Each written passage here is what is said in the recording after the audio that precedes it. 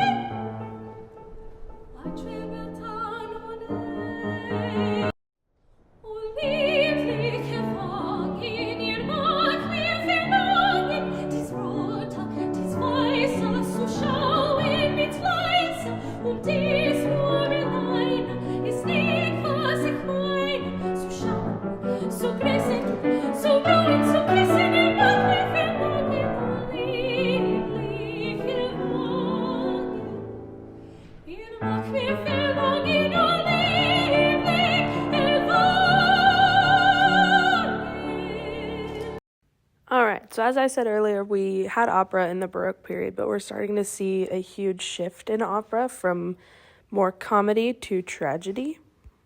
And we have the same parts of an opera that we did in the Baroque period. The aria, which is the emotion and the drama. An aria can also be like the singing examples you just heard. Then the recitative, which is moving the story along. It's a lot of words. And then we have the chorus, who is a bunch of singers, and they tell us what just happened. So we have these three pieces of the opera that are still being used. The composer, Rossini, was the guy that really influenced others to do this style, aria, recitative, and chorus, because that was defining of the opera. We also have royalties coming into place, so composers are getting paid for their work when it's performed, and they're making a steadier income. One composer that benefited from this, his name was Verdi. As we can tell from the endings of their names, Verdi and Rossini, these were Italian composers. The next few clips you're going to see are different not modern, but movies and TV shows and things that have used romantic music or romantic music that you might recognize. So watch and see if you recognize them. Bravo, Figaro, bravo, bravissimo, bravo. La la la la la la la la la. Ah, fortunatissimo per verità, bravo. La la la la la la la la la. Fortunatissimo per verità.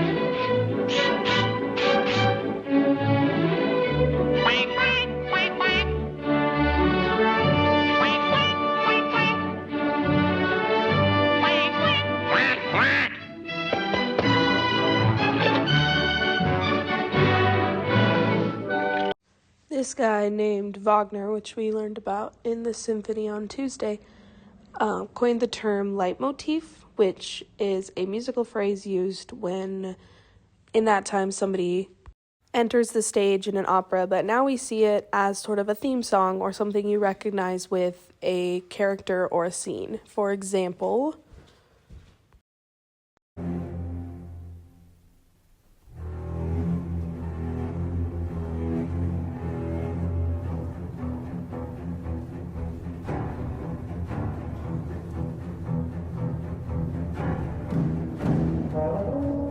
It's a good bet the Empire knows we're here. We better start the evacuation.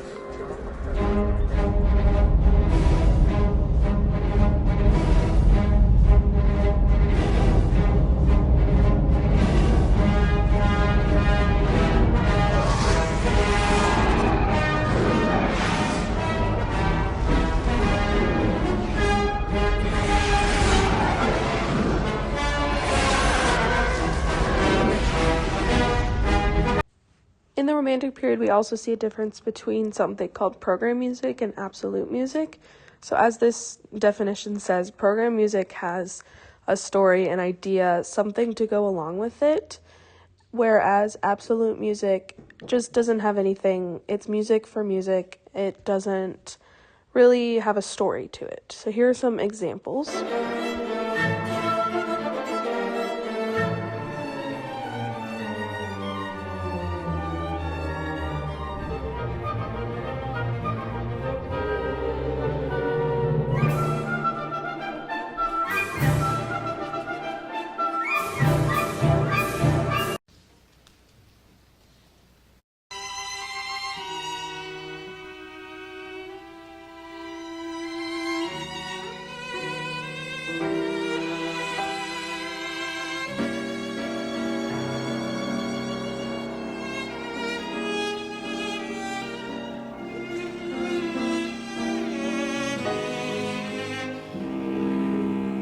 We saw a rise of ballet in the Baroque period, but even more in the Romantic. The composer Tchaikovsky, which he wrote the Nutcracker, I'm assuming you're familiar with that.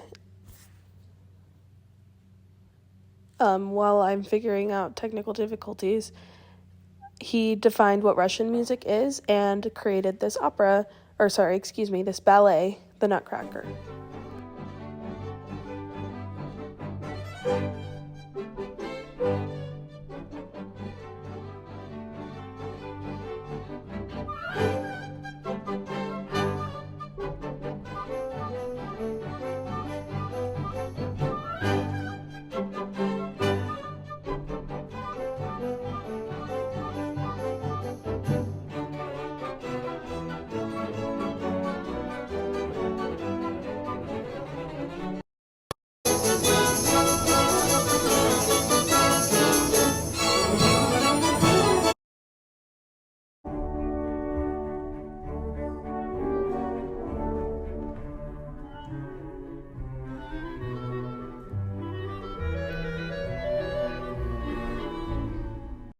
So just as a recap, there's a lot that goes into Romantic music. It is a huge and long era of change in defining what music is.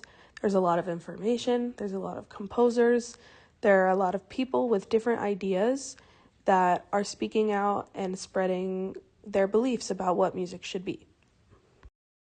In the last question of this video, you're going to think of a thesis statement or a summarization statement of what Romantic music was. Consider everything you've learned this week. Write your thesis defining that in the box given.